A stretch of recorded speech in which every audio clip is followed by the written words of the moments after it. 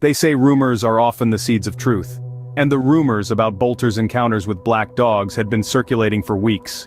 You see, Bolter was a bit of a local legend in our small town, a gruff old man who lived on the outskirts and kept to himself.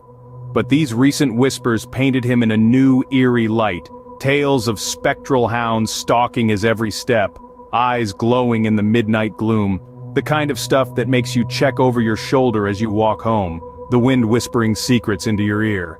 I'll admit I was skeptical. After all, black dogs, it sounded like the ramblings of a man who'd spent too much time alone. Yet the stories persisted. They flowed through the town like a river, slipping into every conversation, every quiet moment. The rumors were beginning to take on a life of their own. I mean, who in their right mind would believe in such nonsense?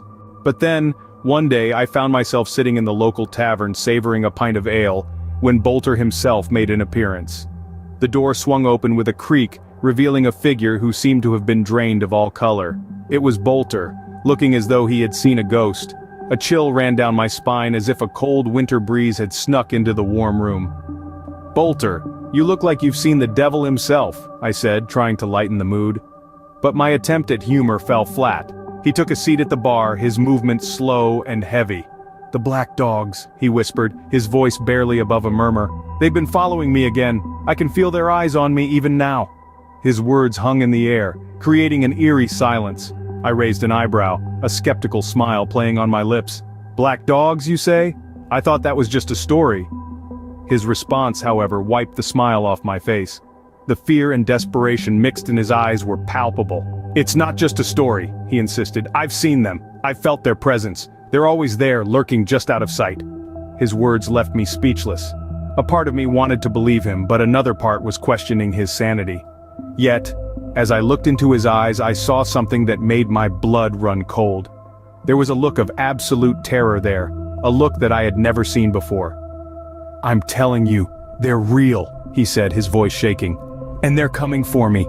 I could only sit there frozen in silence as Bolter's eyes seemed to bore into my soul. And then, just as suddenly as he had appeared, he was gone, disappearing into the night, as if the black dogs had called him away. The memory of Bolter's revelation lingered in the air, as chilling as the winter wind outside. There was a look of absolute terror there, a look that I had never seen before. "I'm telling you, they're real," Bolter said, his voice trembling. "And they're coming for me." His words hung in the air like a heavy fog, casting a shadow over the usually boisterous tavern. His eyes, wide and filled with a terror that was impossible to dismiss, held me captive. I found myself entrapped by the chilling tale he wove, despite my skepticism. Bolter continued, his voice barely above a whisper.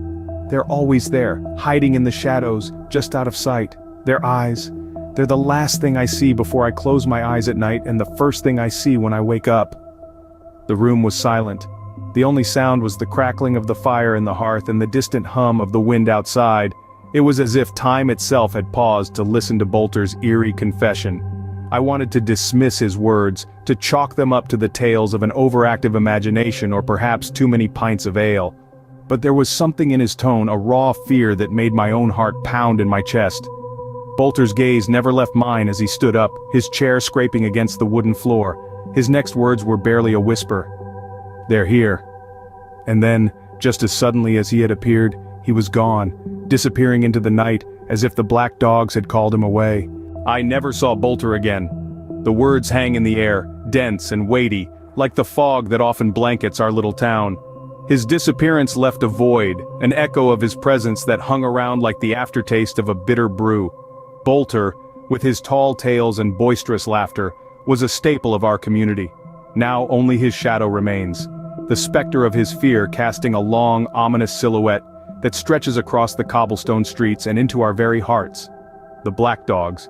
Were they real or just figments of Bolter's imagination? The question gnaws at me like a dog with a bone, relentless and unforgiving. The rational part of me, the part that believes in science and logic, scoffs at the idea. But another part of me, the part that sensed the terror in Bolter's eyes, that felt the chill in his voice, isn't so sure. The fear, it lingers, like the scent of damp earth after a storm. It dances on the edge of our consciousness, a silent reminder of Bolter's fate. We go about our days trying to ignore it, trying to convince ourselves that it was all just a story.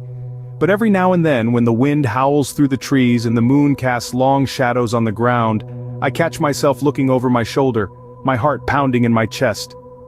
But I never forgot that look in his eyes, a look that whispered of an unseen horror lurking just out of sight.